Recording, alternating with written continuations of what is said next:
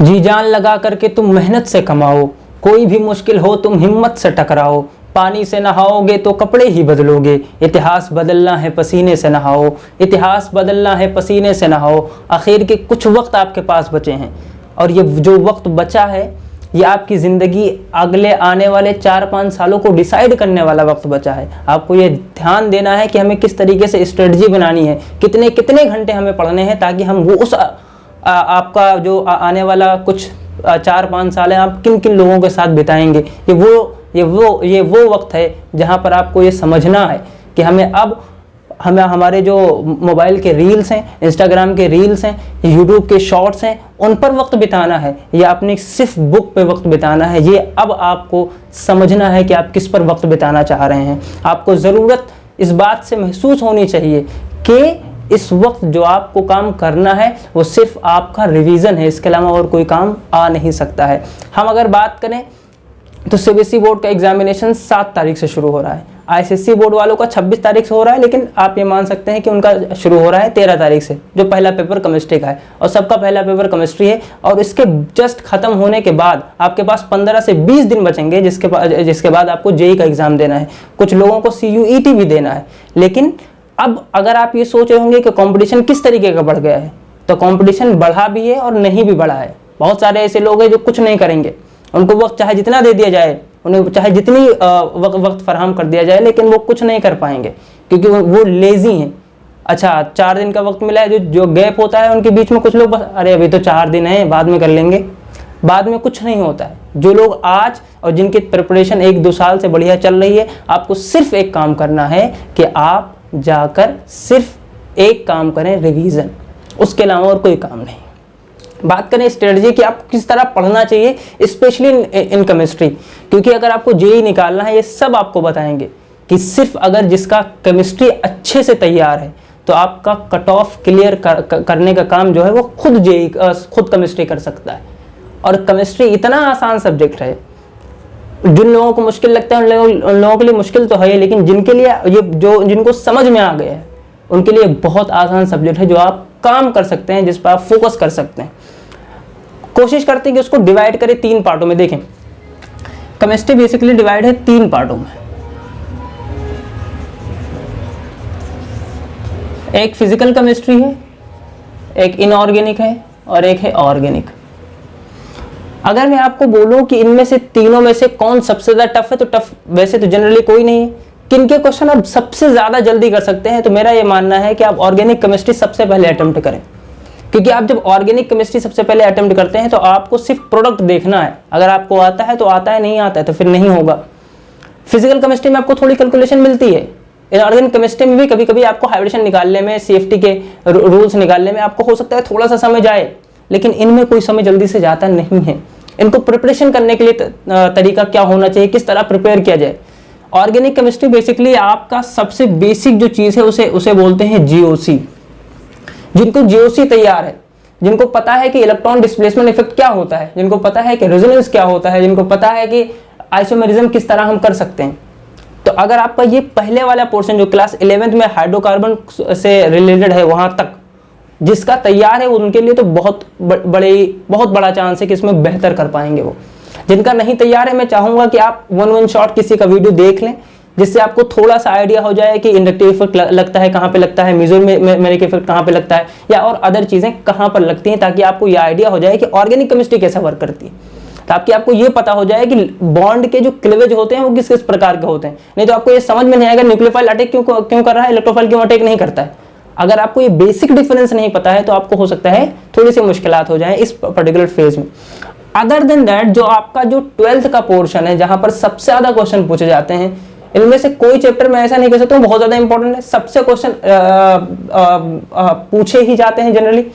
एक हेलोएल्केन है, हेलोएल्केन की कुछ रिएक्शन है जो आपको बिल्कुल मुंह पे होनी चाहिए। उन हेलोएल्केन के कुछ रिएक्शन में से एक रिएक्शन है एलिमिनेशन रिएक्शन, एक रिएक्शन है सब्स्टिट्यूशन रिएक्शन।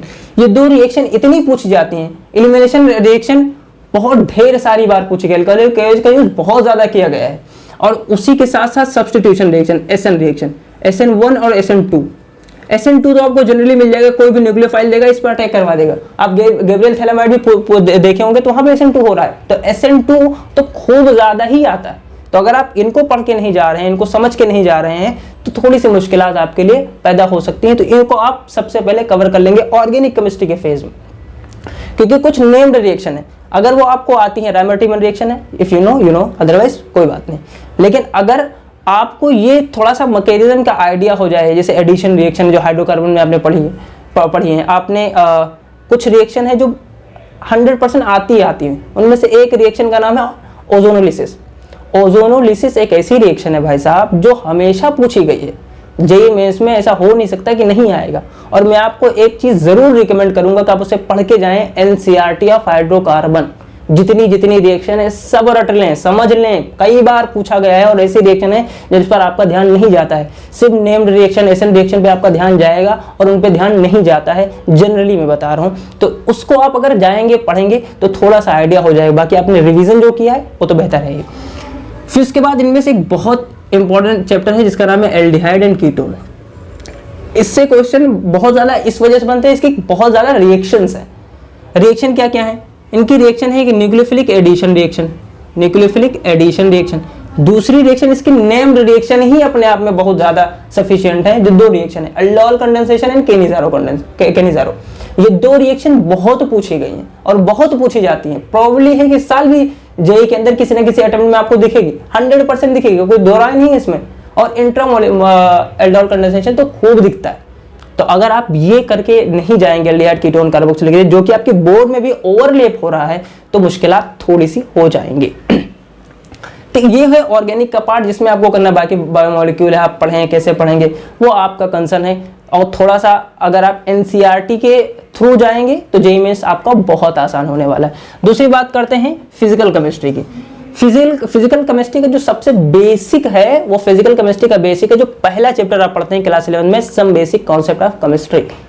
जिसको मोल्स नहीं आता है, हाउ टू कैलकुलेट मोल्स, इनको मोलारिटी कंसंट्रेशन टर्म्स कैलकुलेट करना नहीं आता है, तो इनका यूज रेगुलर बेसिस पे होता है, हर जगह होता है। इवन ऑर्गेनिक केमिस्ट्री में भी मोल कॉन्सेप्ट से रिलेटेड क्वेश्चन आ जाते हैं कि भाई इनका यील्ड इतना है, आपको ये बताना है ये कितना बनेगा। तो आपको ये तमाम यील्ड परसेंटेज, इनको कन्वर्ट करना, जितने भी रिएक्शन है, ठीक है, उन सब को अगर आप नहीं कर पाएंगे तो थोड़ी सी मुश्किलात आपको दिखेंगी कि यार ये नहीं किया, इस तरह नहीं हुआ। तो some basic concept of chemistry, अगर आपको फिजिकल केमिस्ट्री पढ़ना है तो सबसे पहले आप उसी पे ध्यान दें। अगर आपने कुछ नहीं पढ़ा है अभी तक तो some basic concept of chemistry आप पढ़ें, कंसंट्रेशन टर्म्स पढ़ें, मोल कैसे कैलकुलेट करते हैं, क्या क्या चीजें हैं, लिमिटिंग रिएजेंट क्या होता है, स्टोइकोमेट्रिक कोएफिशिएंट क्या होता है। ये तो सबसे पहले फिजिकल केमिस्ट्री में हो गया, इसका basic some basic concept of chemistry. उसके बाद इनमें कुछ चैप्टर बहुत आसान है जो बिल्कुल इंडिपेंडेंट भी हैं। इंडिपेंडेंट कैसे हैं? जैसे सॉलिड स्टेट बिल्कुल इंडिपेंडेंट है और आराम से आप इसके मार्क्स ला सकते हैं, बहुत आराम से। अगर आपने बोर्ड का भी पढ़ लिया होगा तब भी आप इसके मार्क्स आराम से ला सकते हैं। और एक है लिक्विड स्टेट जो इसके बाद आता है। अगर आपने ये पढ़ रखा है some basic concept of chemistry, तो ये काफी ज्यादा रिलेट करता है, क्योंकि इसमें सिर्फ कंसंट्रेशन टर्म्स ही बार बार रिपीट होती हैं। आपको सिर्फ राउल्ट्स पढ़ना है क्या है, आपको ये पढ़ना है कि कोलिगेटिव प्रॉपर्टीज क्या है, पर सेम एज इट इज, जैसा आपने some basic concept of chemistry में न्यूमेरिकल्स लगाए हैं उसी तरीके से आएंगे और नहीं आएगा, ठीक है। और इनमें एक दो हैं जिनमें से हमेशा हमेशा क्वेश्चन आया है, एक इलेक्ट्रोकेमिस्ट्री, एक केमिकल काइनेटिक्स।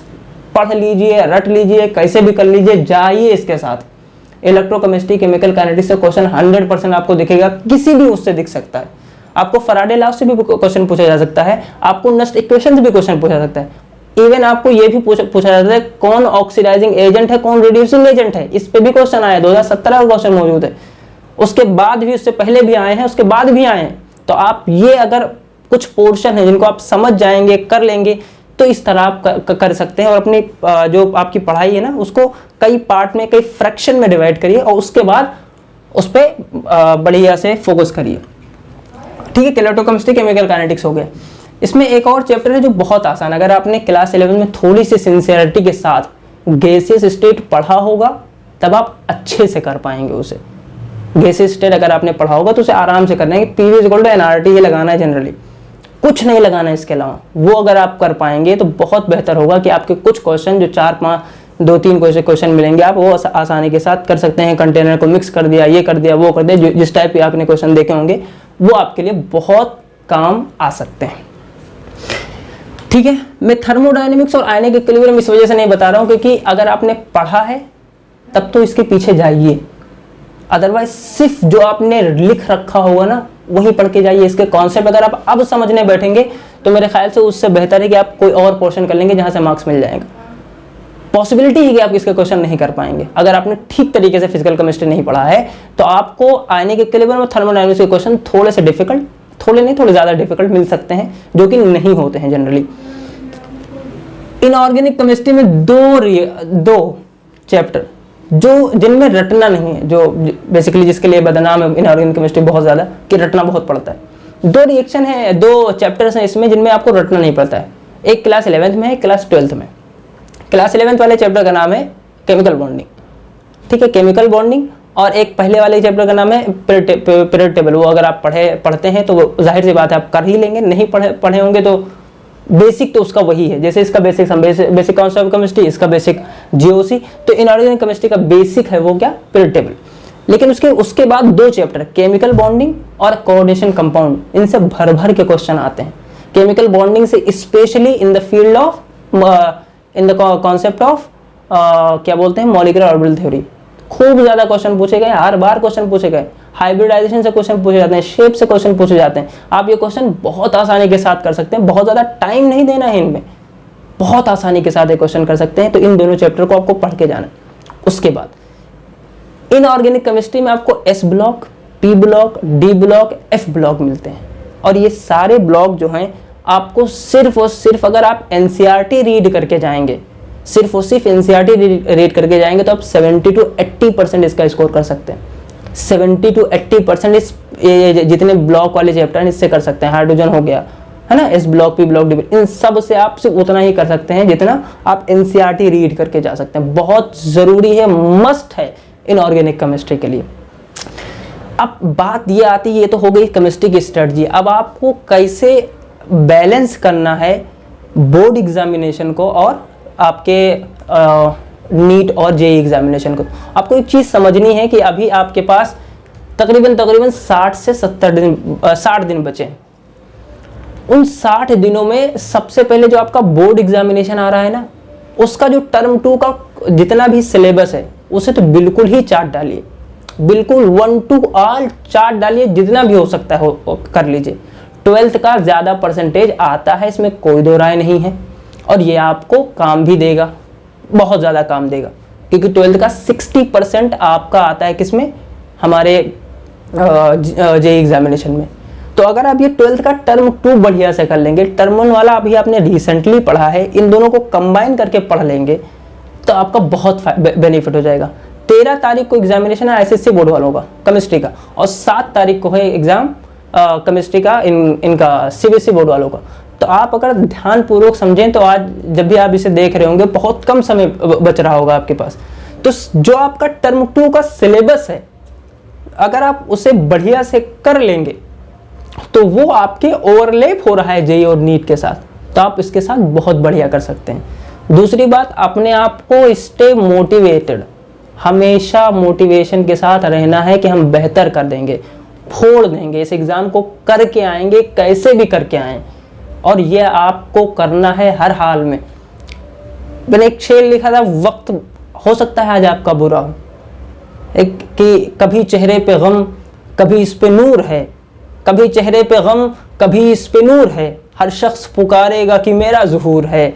आज मेरा वक्त बुरा है पर वक्त का कहूँ, इसकी एक खूबसूरती है ये बदलता ज़रूर है, इसकी एक खूबसूरती है ये बदलता ज़रूर है, और ज़रूर बदलेगा आपकी मेहनत से, आपके हार्ड वर्क से, आपके लगन से, आपके 10-10, 12-12 घंटे इस वक्त 60 से 70 दिन लगातार पढ़ने से। मोटिवेशन हमेशा अपने पास रखना है, किसी की और नहीं सुनना है। बाद वाले लोग आपके हारने के बाद, आपके जीतने के बाद कुछ ना कुछ तो कमेंट करते ही हैं, लोगों का काम वही है। लेकिन आप अपनी मेहनत से अगर एक बार सेटिस्फाई हो गए, रिजल्ट आए चाहे ना आए, उससे कोई उतना ज़्यादा मैटर नहीं करता है, लेकिन अगर आपने अपना 100% दिया है तो आप ज़रूर इस मेहनत को आगे ले जा सकते हैं अपने साथ। इसी के साथ में बहुत बहुत सारी शुभकामनाएं हैं मेरे, आप बढ़िया करें बोर्ड एग्जामिनेशन में भी, जेई एग्जामिनेशन भी, जो CUET दे रहे हैं उनके लिए भी। धन्यवाद।